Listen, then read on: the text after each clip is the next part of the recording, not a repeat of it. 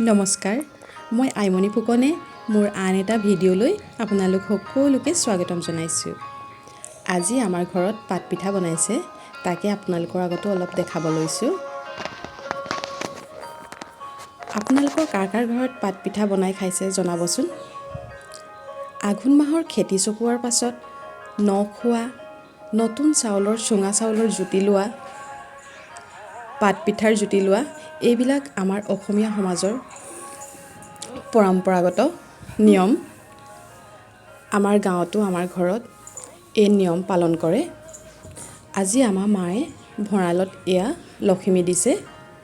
আগি ভঁৰালত পিঠাগুড়ি এনেদৰে আগ কৰি লৈছে। এই লখিমী দিয়া দিনাখনি আমাৰ ঘৰত নতুন চাউলৰ পিঠাগুড়িৰে পাত পিঠা বনায়।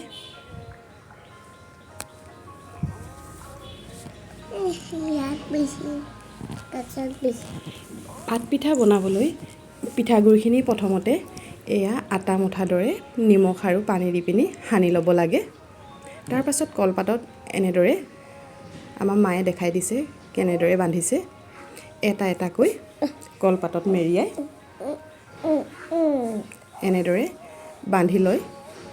কলপাতখিলা অকণমান জুইত সেকি ল'ব লাগে, নহ'লে অকণমান ৰ'দত দি ল'ব লাগে, নহ'লে পিঠাটো বান্ধোতে পাতখিলা হয়তো ফাটি যাব পাৰে।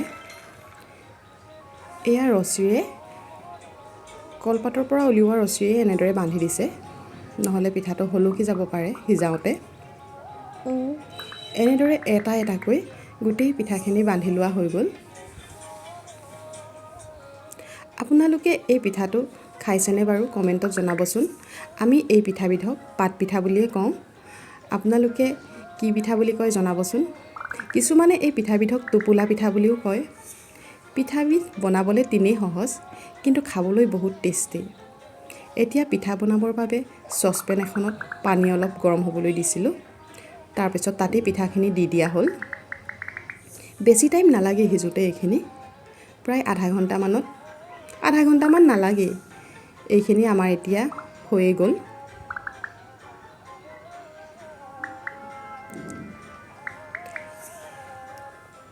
পিঠাখিনি গোটেইখিনি চচপেনটোৰ পৰা টুকি পিনি চালনী এখনত এনেকৈ থৈ দিছোঁ, পানীটো অলপ নিয়ৰ হ'বৰ বাবে। এতিয়া এটা পিঠা আপোনালোকক খুলি দেখাইছোঁ। কি ধুনীয়া গোন্ধ ওলাইছে কলপাতৰ পৰা। এই পিঠাটো গাখীৰ গুড়ৰ লগত খাবলৈ বৰ ভাল লাগে। এয়া আমাৰ সন্ধিয়াৰ চাহকাপ পাত পিঠাৰ সৈতে হৈ গ'ল। আৰু যদি আজি আপোনালোকে মোৰ ভিডিঅ'টো ভাল পালে তেনেহ'লে প্লিজ লাইক এটা কৰি দিব।